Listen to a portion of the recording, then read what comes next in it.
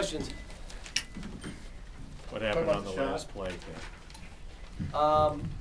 We were fouling.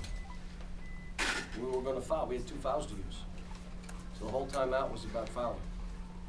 And when Marcus tried to foul and they didn't call it, no one fouled. I'm proud of my team. I mean, I'm proud of how they played, how they gutted it out in the second half, how they played to win. And you did it without Terrence Jones. He absolutely gave us a 0 today, and that happens at times. But it's good to know that we can win without him. And I expected Marcus Teague to play how he did in the first half, but then he came back and he played well. All that being said, Michael Gilchrist was an animal. Duran Lamb hung in there and kept us around. And we still had a chance to win. And we, again, an inexperienced team, we will walk out of that last time. You got to understand, the whole timeout was we're fouling. We got 2 fouls to give, 2. We're fouling once, and if they throw it in their half court, just make sure they're not in a shooting motion.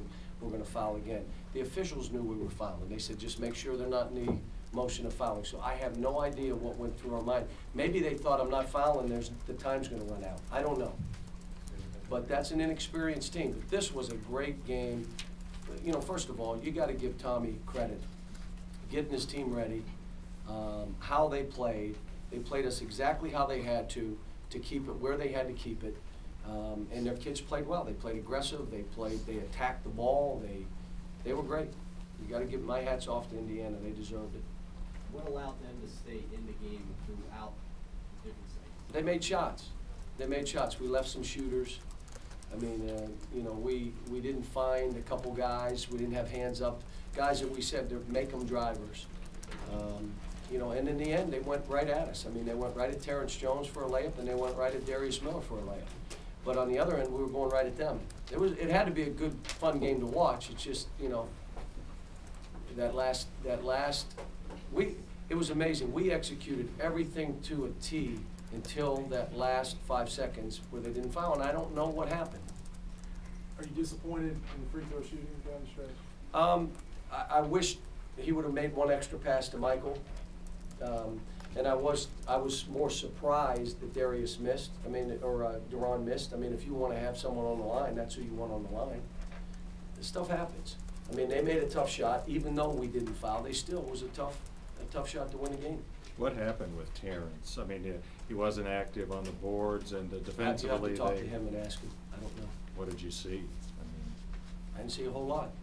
Saw turnovers. I didn't see many rebounds. Did you think you were past this point, this kind of performance by Terrence? These guys are not machines, guys. They're not computers. They have bad games. You move on. Now he hopefully plays better from here on. Maybe 5 games from now we have another bad game. Well, you just try to win without them. These guys they're not machines, and they're not computers. They have bad days. Things happen, and sometimes it's matchups. Maybe, you know, Watford was a bad matchup for them. John, So, could you compare this team that you played today compared to the Indiana team you came in here 3 years ago? well, you have to understand that last team 3 years ago made those shots, and Tom had them ready. They just didn't have enough of a size, so we got them inside when they went zone and did all the other stuff. This team is big. Watford now is better. Athletically, they're better. Tom's done a great job. John, why don't you talk to Marcus about it? Just said, you're not playing the way I want you to play, so I'm going to bring you off the bench. Pretty simple. You got to run the team, and you know, he was antsy to start. And I even told him that. I expected you to play this way, so don't take it like, oh my God, I expected it. You're home, you got the fans on you, it's, you know, you want to prove yourself. I mean, he missed 3 1-footers with no one near him to start the game. 3 1-footers, and we missed fouls. Indiana made us, and this crowd made us play the way we play. It's not like we were awful. I mean, again, I'm telling you, I'm proud of my team. To have a chance to win that game and then put yourself in a position to win it, it's just a great lesson. 5 seconds to go. What were you hearing in that last timeout? Or why didn't you? You know, again, we have to watch the tape and who was standing there. Because, you know, right now, no one wasn't me. I was in the corner. I was in the other side. There was somebody there. There were 2 guys near it. I don't know who it was, but when we watch the tape, we'll see it. Did you feel like everything was going their way and you were fortunate to be where you were there at the end? No, we went down 10, and I called a timeout, and I said, this is the greatest thing for us because we're going to find out who we are now. This is what we need. This is a learning experience. Let's find out. And then I had to go small. Terrence had to go on the bench for us to make a run. I mean, that's what we had to do. And we found out that these guys in this kind of environment can do this. What did you think of the environment, Cal? It's Just great. the- I It's mean, great. how difficult was it for your guys to overcome? Well, I don't think that, again, we walked out of the last timeout and didn't execute. Yeah.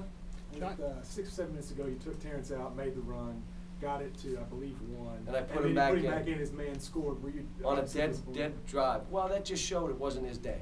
And that's why I said, that's it. I'm not even gonna try you. We gotta try to win this game. We'll deal with you when we get home. And I'm not mad at him. I mean, the kid had a bad game. You have bad games. John, on their threes, was it anything you weren't doing defensively, or were they just hitting big shots in the second half? I'll have to watch the tape. We didn't come up with any ball. The 50-50 balls, they came up with every one of them. And there were bunches of them. One, a ball's jerked from Terrence and the guy throws it out for a three. A bunch of them were those kind of threes. Fumbled in the lane, swing, three. They weren't like off of plays. They did one off a pick and roll again. Terrence didn't push up, and the kid, Hulls, comes off and makes a three where, we were playing it different. But the reality of it is they made tough shots.